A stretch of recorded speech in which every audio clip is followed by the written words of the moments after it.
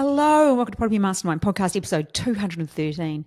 Today we are talking things that you need to know when you're working with your builder. If you're a developer, you're going to have a builder. You are going to learn lots of fabulous tips in this episode. Let's jump on into episode 213.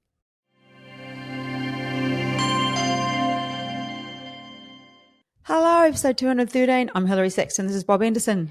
Hello, Hilary. Hi, Bob. How's your day been so far? Hasn't been very long, but been productive. Yeah, pretty happy. On to a deal. Yes. What is? Should we just unpack that before we go into? I mean, it is a property development podcast, and I think, I know the people listening obviously like property development. They like learning from it, and then you learn from the things that we're doing as well. So, as you know, that doesn't hurt if it's a new listener. Bob's been developing for over 40 years, well over 1.3 billion in projects, and I've been involved in renovating before that for well over 20 renovations before I got into development, and I've been in the space with Bob since 2018. So we've got a bit going on when it comes to property development, and we mentor people through, and we have an education program, but we do our own developments too, which is cool. So that comes under the umbrella of Ultra Urban.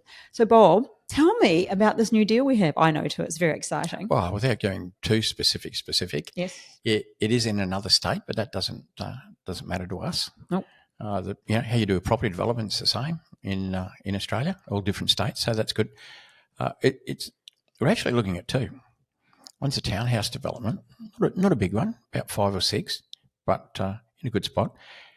The other one is childcare, which is a bit different for most people, and it's good. It's a good project. Good margins in it. It'll be a renovation of an existing building to turn it into a childcare, as opposed to building a whole new building. So we've done the physios, done the numbers. We've had a little bit of fun and games with the seller a couple of weeks ago. And fell over, came back, all that stuff. Yeah. I thought he had a better offer. Turned out he didn't. Never even went to paper. Now he's back knocking on our door. And so we've opened the door a little bit and we're having a conversation. And that's really cool, because when you think property development, we do property development. As you know, we've talked about it enough. We finished the duplex last year with a couple of past mentoring students, actually, which was fantastic. And then that sold the other day, the last of those, so that's fantastic. And we've got a few larger industrial projects underway, and now we're moving into the childcare space. So the good thing about that is there's such a diversification on top of the high rises and low rises and buildings and land subdivisions and everything else Bob's done in his past. These are things that are currently going on now, and a few other bits and pieces. But the exciting thing about this is it's a real developer journey, Bob, because we think about it, we analysed it, and there's myself, Bob and Aaron in the Ultra Urban team. Not the property mastermind team, different. We work under a different label, like you might do if you're running, maybe you have a business and you have a property development business, you too might run it separately. So we have that under that label, but things come along and we get excited. And so, the way this is so unusual for us to be having a renovation of an existing commercial premise to turn it into a childcare. It's a new thing, and the development itself is a little bit unique. So hopefully if we get it, we'll unpack that, because it just shows the opportunities that are available when you have a look. Hey, you just got to have a look and be a little bit open to things. Yeah, pretty exciting, those two developments. And so we'll be opening them up to investors. Yes, we will. I'll actually be emailing the Ultra Urban database probably today with information about that. So if there's the Property Mastermind email list you're on, and then there's the Ultra Urban, if you're not on that, you're welcome to reach out and let me know that you'd like to be on that. And we just put opportunities out like this one. And the last one I put out, when was the last time probably one of the industrial ones, probably. Yeah, so that was probably about 10 months ago. The returns are always pretty fantastic. So they usually fill pretty fast. Yeah, and they do fill for it pretty fast. But the thing when it comes to investors that I know, because I spend a lot of my time working with the investors in the business, is that when somebody's ready, you might have money today and it's doing something else tomorrow, you might invest in something else, and it depends. So some people might say, oh, Hilary, I've actually got 500,000 I'm wanting to invest, or 200, or whatever it is that you've got, but it's coming out of something else and it's not ready until this date. So that's the sort of the fluidity that I get to play with. And I think people that work with investors, that's something we have to realize and understand, is that we're ready now and they're not always ready when you are. And so I sort of keep a very open sort of list of who's out there and who's reached out to me, because generally they reach out. I've had 2 people reach out this week. So that's kind of how that works. And then I kind of know what they're looking for, because some people have different things. Hey, Bob, when it comes to investing, what they're after. Some people might be using money in their self-managed super fund, which suits some structures that we do, but not others. Other people have line of credit, same thing, or cash in the bank, heaven forbid. Yes. Not doing much there. Why would you? So, they have different requirements, obviously, in terms of how much capital they've got to invest, where the capital source is. Like, as I said, self-managed super, there's things you can do with that and can't. And the term, how long they want to put the money out, because property developments don't happen in 5 minutes. We have looked at one this week that's a 12-month project, 12 to 15 months, but then, a lot of projects are a couple of years. And we might not do that one. There you go. There's always a lot going on in our world.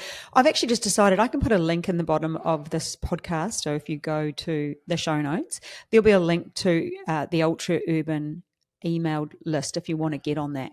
But if you hear this after that and you want to know about the deal that we're talking about right now, just reach out to me any way you can, like any of the email addresses at Property Mastermind or Ultra Urban if you want to have a chat. And that's the other thing. I don't just say somebody send information. I have a chat and find out what it is that you want and see if it meets what we're looking for. And if it's a good fit, we need to it's a relationship, because we're going to be working together for a while. We keep you updated with what's going on. It's quite a cool process. Anyway, that wasn't about that. No. We're supposed to be talking about But it's builders. interesting. Yeah, it is really interesting. I think that's the cool thing. Yeah. I think if you're interested in property development, that sort of stuff's always interesting. Yeah. Looking for deals, types of deals, people can get involved in deals, all that. Yeah. And if you don't have time, well, then, we can help you out there. So, Bob, we're going to be talking builders, but before we do, the usual. Oh, no. What's the tip? Oh, the tip. I think the tip would have to come out of a movie we just went and saw. Oh, yeah. You love that movie? Oh, I kept looking at my watch. It's not very often I'm watching a movie, and every 10 minutes looking, when's this thing due to finish? Probably not fair. It was called The Friend. Yep. And Bill Murray was the male lead in that. Who was the Australian chick in there? Oh, just forget offhand. Yeah, me too. Anyway, doesn't really matter. But it's it was a bit slow. Yeah. How did you find it? So, it was a Sunday evening, let's go to the movies kind of thing. I guess the tip is this.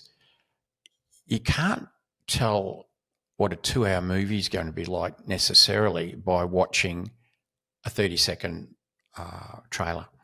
That's exactly like property development. You can't tell exactly what a development's going to be like by just skimming over it or driving past it. You need to do that DD. We didn't do the DD on the movie. Looking at the best parts, which is what a trailer is. Exactly. Yeah, that's it. And so we could actually take that one step further and take it to builders, because we're going to be talking a bit about builders today, and just like little points of reminders that people need to know.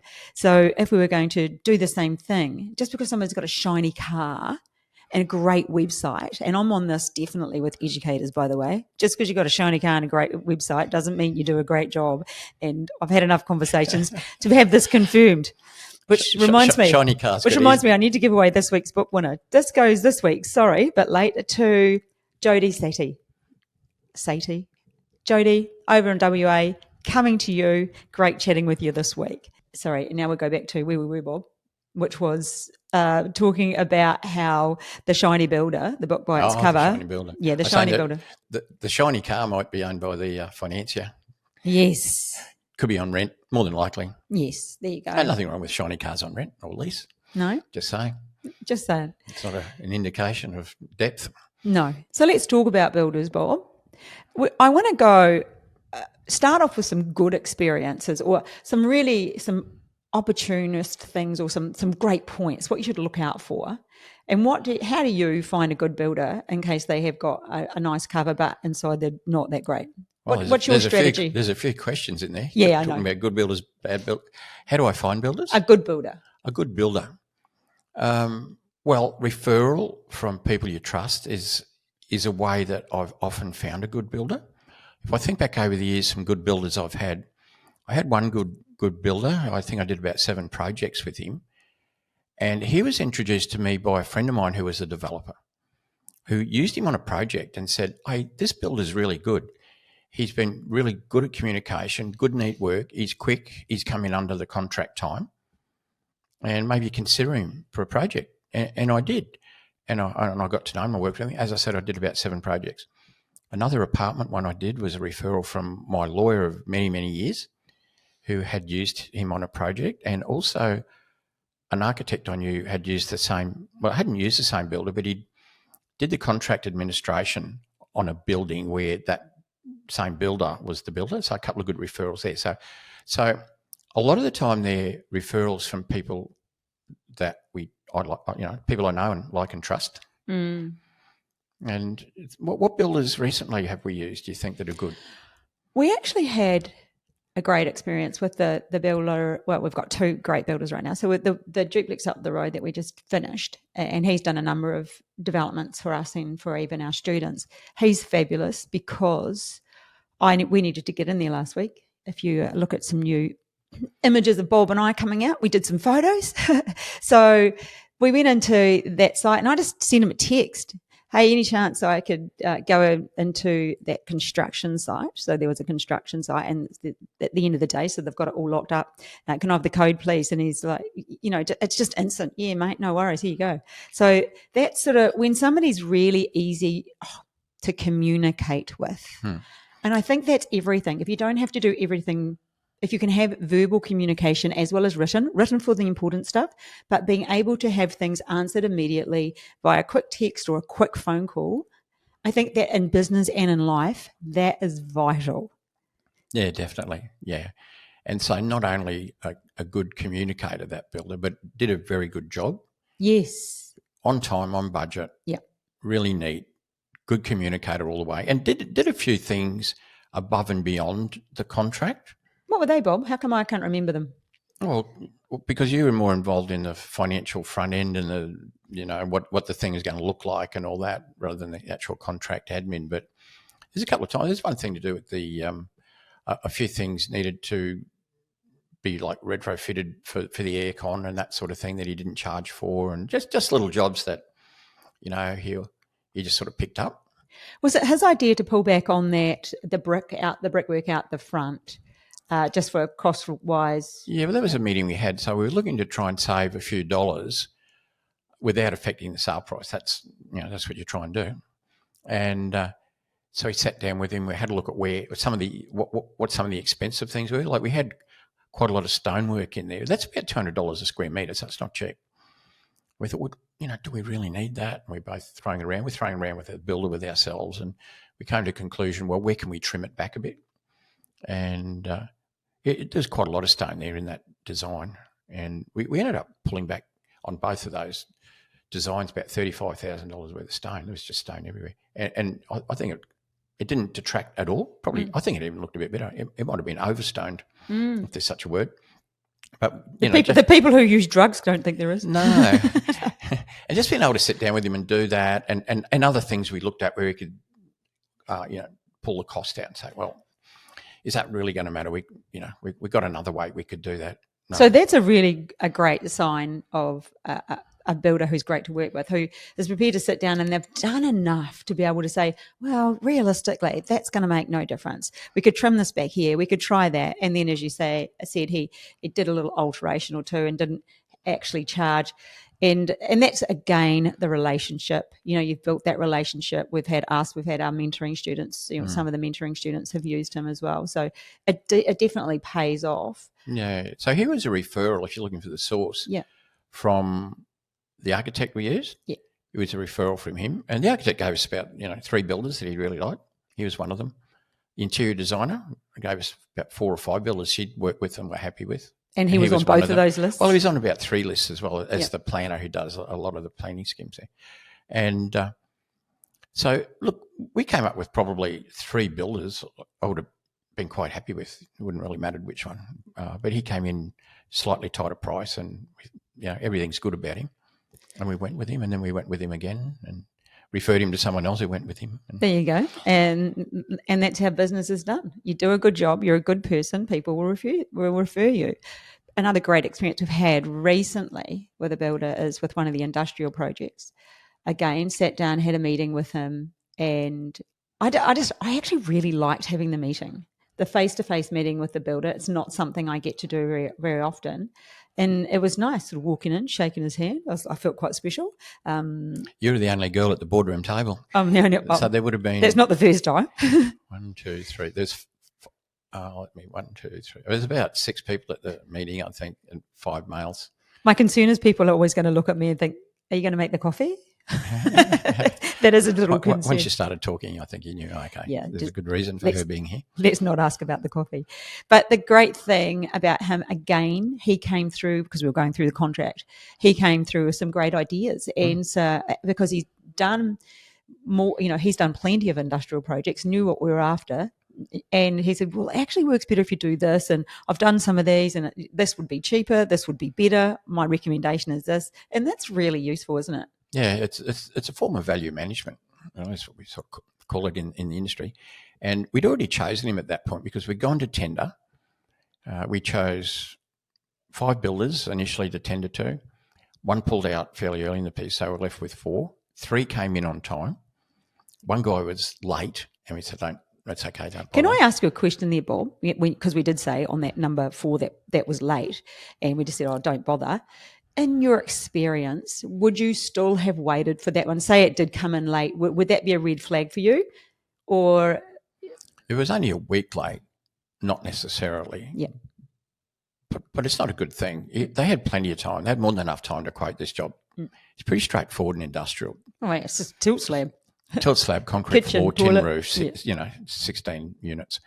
So, yeah. And even so, he actually sent his tender in, but he was 2 weeks late sending it in. So he said he'd be another week. We said, don't bother, and he sent it anyway. Good on him. And look, the price was reasonable. He would have come in second. Yep. By a bit of a distance out of the 4. We'll keep him in mind. He might be in the run next time, but we'll tell him better sharpen up on your time. But he wouldn't have won it.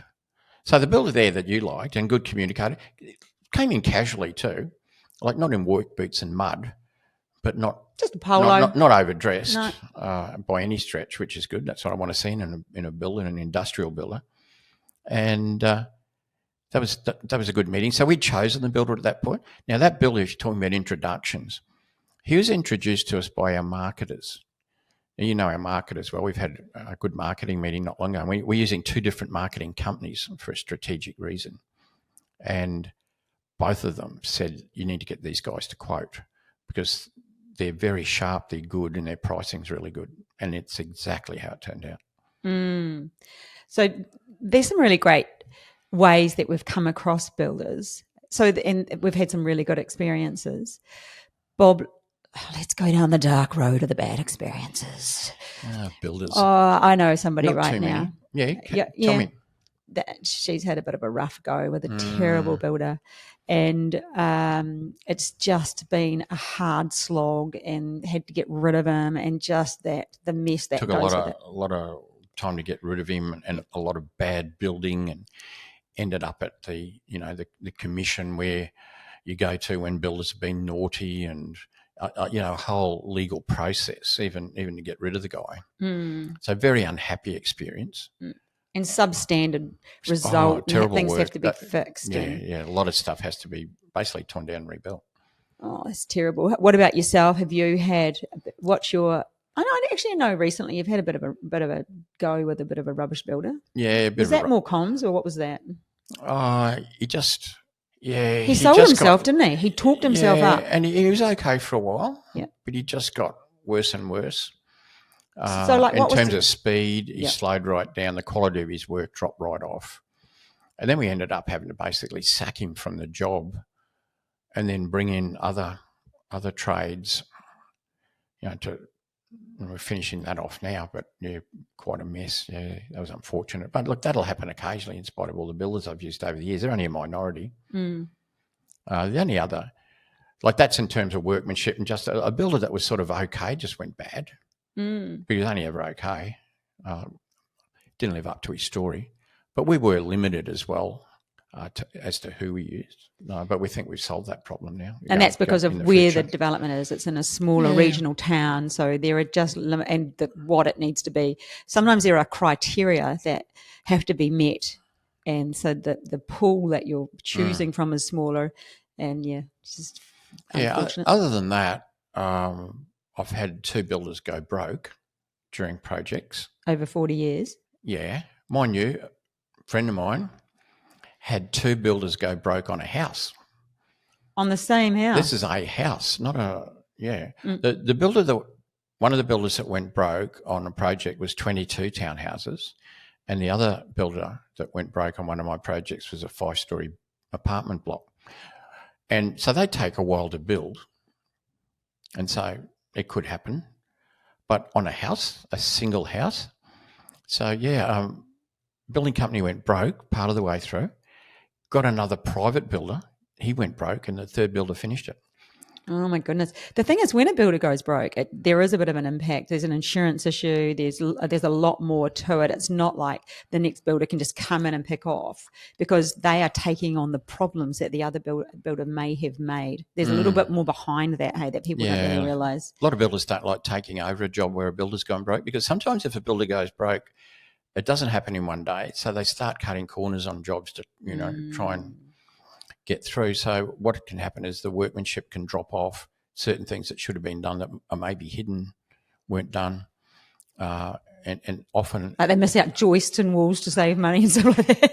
Oh, gee, that's not hopefully good. There's enough engineering inspections that not too bad a thing's happened. But, that's... And builders generally don't like taking over. Then they've got the whole insurance thing starts again from day one. So they're basically having to now insure or take under their insurance the previous builder's works. And so not every builder wants to do that. And then invariably the price is higher than the original builder. And then you've lost some time because you've spun wheels for, let's say 10 weeks while you sorted the mess out. And that's cost you money and interest. Yeah. So I always say the best time for a builder to go broke on a job is on day one. Yeah. Because they've virtually done nothing. Yes. Or on the last day where they got almost nothing to do. In both of these cases, where I had a builder go broke was about a third of the way through. I think that would be more annoying. That'd be pretty standard, though. I mean, first day and last day has got to be not very likely to happen, Bob. Let's be realistic. No, but bearing in mind that's not their only job. So the builder that went broke on my 22 townhouses, he didn't go broke on that job. No, he had other jobs out there that he was losing money on. That impacted his whole business, and the fact that I was the last cab off the rank, I got the domino effect, the 3 dominoes fell and I was the 3rd domino in terms of his business and him going out the back door. Yeah, frustrating. And the other one, the 5-story building where someone went broke. So we got through that, but obviously made quite a lot less profit than we were intending when we started, because a lot of that got absorbed in extra interest, just on delays, extra contract pricing, and, the time it takes to source builders that want to do the job and for them to cost it, and then send a quantity surveyor through on the cost to complete, dealing with the financier. First thing you do is tell the financier, you don't hide it. They like you to be upfront and to arrive with a plan. And so, got through those. I just made a lot less profit than we thought we'd make when we started. But then I've had some great projects where I've made a lot more profit than I thought I was going to make when I started too. So. And you've got to put things in context, a couple over the amount of time you've been doing stuff. I'm surprised, though, because you're a pretty good read of character and you don't suffer fools. Yeah, even this morning, I asked you a question. It was about something somebody had asked and your response was pretty strong. And I was like, oh, there we go. Is Bob. Yeah, it's not all about character with a builder. That the builder's character could be fine, but he's made some big blunders on 2 projects and he's losing money hand over fist, and he might have been stretched financially, and who knows. Yeah. But you don't know what happens in the background. A builder could be really good on one job and then you pick him up 12 months later yourself and after a good referral from someone. And in the meantime, what's happened? He's taken on a gambling habit. He owes people money. His wife's left him. Like he's had a health issue. Anything can happen. What a picture, Bob. Who are you painting here? To change a person. The bikies are after him for money. Who knows, But like in terms of bad builders, I've only had a couple of like ones that are really like crappy builders, bad quality, and like having to like get rid of them, which is always a bit of an effort. And then I've had the two that have gone broke. But all in all, I've had great relationships with builders. I'm just like, now we never really reflect on this, but all the renos that I've done, I've used like a few different builders. I've always had the same painter because he's just the legend. And this was when I was back in New Zealand. But you're dealing with tradies, really, not tradies. Builders. But I still would get like more of a carpenter to come in and do something. And I had a relative of mine, he was a carpenter, and oh my God, he did a job in the bathroom, just needed like the framing around the outside of a unit, and because it's a reno, so it's not like a brand new one going in, you're sort of modernizing something old. Oh my goodness. That was my worst one. Somebody that was a relative of mine. That wasn't great. I remember working on probably your last reno when we put on the nail bag and went back to NZ and did one. We're waiting on a relative of yours to commit. Another blooming carpenter. That's my nephew. Relative, because we're moving a wall and putting an opening in, like working on the kitchen, and look, he's not coming. No. So it was because it was Christmas. Did the job ourselves. Bit of context around that reno. It was the last renovation, and I've done about 23. So, I just do it myself how to renovate. I'm pretty, what's the word? Gutsy, I suppose. Just give things a go. I'm off a farm, and I taught myself. But I had this property for years. I owned it. It was just sitting in New Zealand. And because I was living in Australia, I just didn't want it anymore. It was just a hassle, and then tenants. And it was getting a bit ugly on the inside. And I said to Bob, let's just sell it. I said, let's go back and do a reno, because I do love a good reno. Even when people tell me they're doing one now, I sort of think, can I come help you paint? Like I actually love getting amongst it. Anyways, I'm not even joking. Was it about a year and a half ago? I just repainted one of the walls in our house to freshen things up. And then I said, I'll just do that wall. And then I just did a few more walls just on a weekend. I felt like just same colour, just freshen things up a little. Put some gloves on. The nails always look great. But I conned Bob into coming back with me. And I was the project manager and he was my lackey. And that exactly happened. We were putting a wardrobe in one of the spare room, or the third bedroom. And my nephew was going to come, as he's a carpenter. And we only went back, it was over the Christmas period. And he texted me, hey, Auntie Hilary, not coming. Typical, of that age. It was about 20, what would have been about? He's probably about 28, 29 then, bit of a party boy.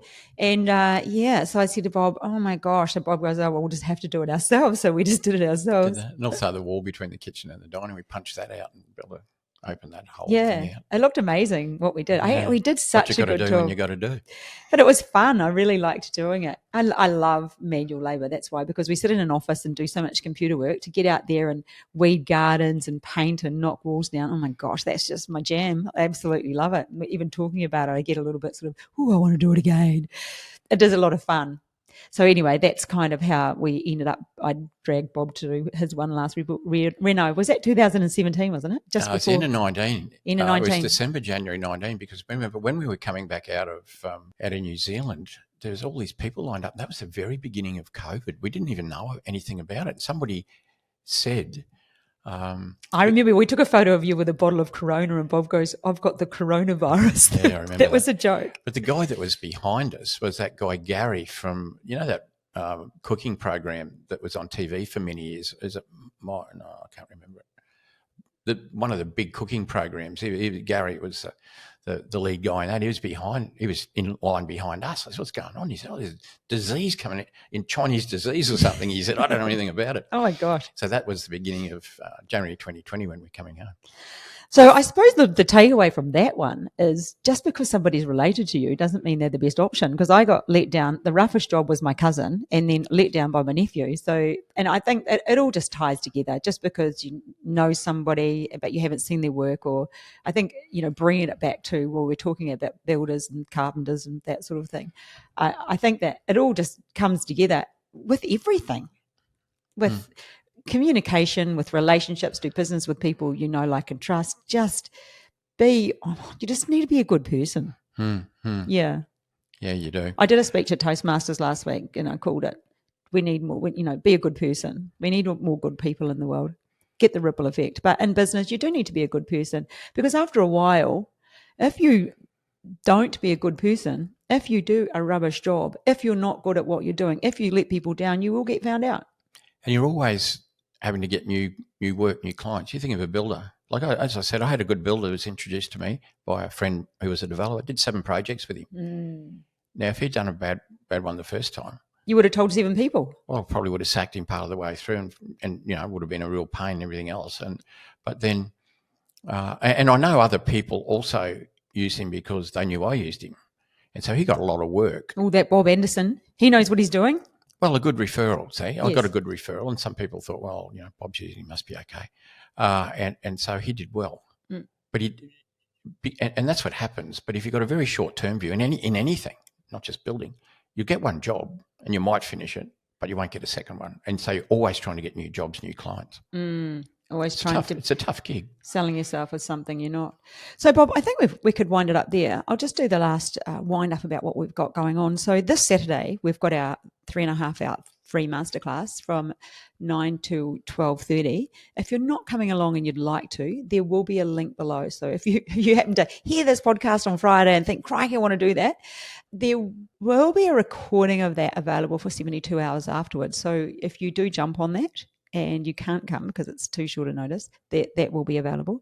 The next thing is we've got our 3-day workshop in the Gold Coast in September, and we actually sold out. So sometimes we're a bit slow at getting back to people, especially the repeat offenders that want to come along, because people love to come along more than once. But we've now been able to get a little bit of a larger space, so we've got a few more numbers. So if you want to come along to that, you need to reach out. It's part of the bundle. As part of our bundle, where you get the online course, you get a ticket to the workshop, and you can bring a partner. So either your business partner or your life partner. So those tickets alone are $3,500. So it's an absolute steal, as well as a lot of other stuff available there. And then lastly, we've got, have I covered it off? The masterclass. Yeah, they're the 2. Oh, no, and if you're interested in investing in the new project that we're probably securing today, hopefully, or even being on the VIP list, so you are at the top and I reach out to you first, let me know. But I will need to have a quick chat about what you're after, like I said earlier in the podcast. And there's a lot there. There's a lot reporting, but there'll be links below for all of that. Worst case scenario, just reach out to admin@propertymastermind.com.au. We've got the amazing Shelley in the background, and she pretty much manages everything in there. But Bob, thanks so much. I think that was a great chat. A lot of good info. I think we open people's eyes to what's possible just with saying how, we diversify, and everyday people can do that. It's a big world out there. It's a great world for property development. Our story, what's a human being need most of all? Food and shelter. Well, guess what? We create shelter. Yeah. And then you can go and buy some food. Put in your shelter. Anyway, thank you so much for joining us. We'll catch you again next week. Bye now. Bye.